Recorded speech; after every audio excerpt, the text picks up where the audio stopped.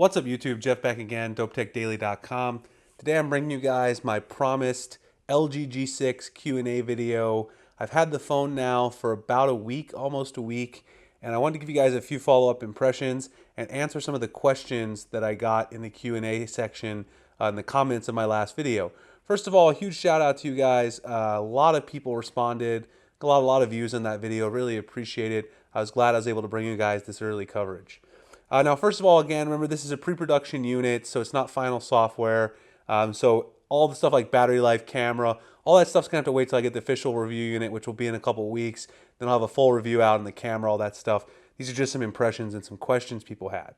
So the first thing people asked, one question that I saw early on was people were asking about an LED light there for notifications. It does not have an LED indicator light, so you're not going to get that. I was personally a little disappointed about that as well because I like to have the LED indicator for my notifications. But of course you do have the always on display.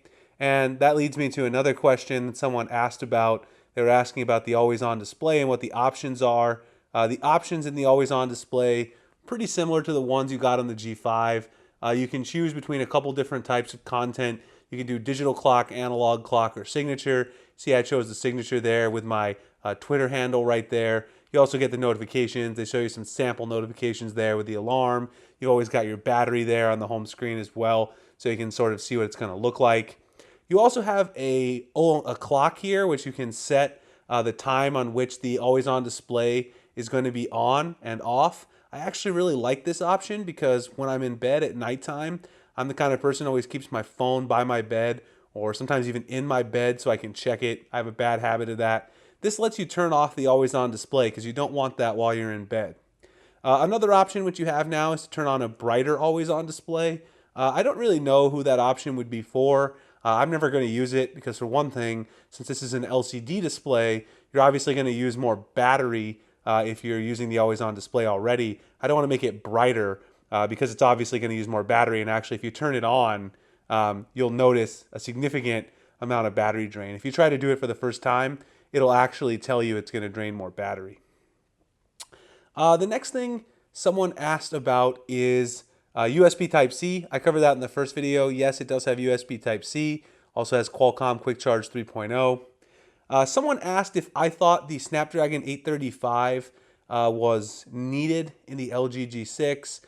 My answer to that is no. The performance so far has been great. You guys can see I've thrown Action Launcher on here. I use the stock LG launcher for quite a while, and of course I'll talk about that in the full review, but I wanted to see how it handles Action Launcher. It actually does a great job. One thing that I wanted to mention about running a launcher on this phone is that, of course, since this is 18 by 9, you have some options to do various different types of app scaling. So if you go into the display, you see there's an option there for app scaling. If you tap on that, you can change how each of the apps is scaled. So one thing you're going to want to do when you run your launcher, if you do a third-party launcher like I do, is you're going to want to run your launcher like Action Launcher here in the 18 by 9 scale. So you'll notice if you try to run this in something like 16 by 7.9, this is the default. If you try to run your launcher that way, you're going to notice at the bottom, it doesn't look as nice and clean because you can see the launcher on the home screen actually has the nav buttons on the very bottom when you're using a third-party launcher. Now you're not going to want that. It doesn't look nearly as good. So I went in here, changed this to 18 by 9. Now if I go home, you can see how good Action Launcher looks. It's translucent at the bottom where the nav buttons are, and that looks much, much cleaner in my opinion. So that's something you're going to want to do with a third-party launcher. But to make a short story long, I don't think it needs the 835. LG couldn't wait for the 835 because Samsung's buying them all up for the Galaxy S8. They didn't really want to wait till June to release this phone like Sony's doing with the Xperia XC Premium. I think the 821 was the right decision. The next question is usability. Someone asked about the usability. I still think this phone is amazingly usable. I can use this with one hand, absolutely no problem. The screen real estate is still great. I haven't found the small bezels to be impeding me in any way. Overall, this phone is one of the best built phones that LG has ever made. It's definitely a huge upgrade from the G5 last year. And you guys know I did not love the G5. I don't think very many people love the G5 in terms of the build quality. This is definitely a huge step up, and I've had no problems using it. It's one of my favorite phones now to use in terms of actually being able to carry it around in my pocket, still getting a good balance of screen size along with usability in the hand. Now the next question goes along with the screen as well and the new aspect ratio. Someone wanted to know, do you actually get the same amount of usable screen real estate as you would on another 5.7-inch phone? This is a great question, and it's one that I was going to address in the original video. The answer to that is no. Because the phone has this 18:9 aspect ratio, even though the diagonal is 5.7 inches, it doesn't have the same screen area as a phone like the HTC U Ultra. So in fact, I did some computations. The HTC U Ultra has approximately 13.9 square inches of usable screen real estate, whereas the LG G6 has approximately 13.1 square inches of usable screen real estate. So that has to do with, of course, the side. It's a lot taller, but it's also a little more narrow than the HTC U Ultra, which I showed in my original comparison of the two phones. So you actually do get more screen area, more canvas to work with on something like the U Ultra. However, to me, the trade-off isn't really worth it because the G6 is so much more pocketable. You still get a large enough screen to work with. It's bigger than something like, for instance, the Galaxy S7 Edge. You're still getting more screen real estate to work with than something like this phone. You're giving up a little bit, but what you're gaining in terms of usability, pocketability, I think is really worth it, the overall trade-off. A few people asked me about comparing this to the camera, to the G5. Overall, so far, again, it's a pre-production unit, but the camera is pretty similar to the G5 in terms of the main sensor.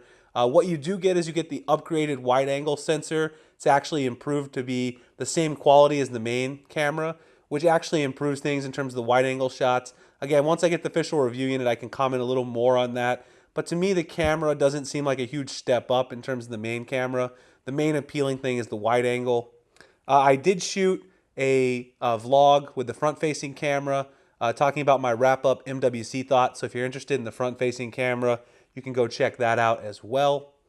The speaker quality is pretty mediocre on the phone. I mentioned that before. Someone asked about speaker quality. Overall, it's not the best speaker quality in the world.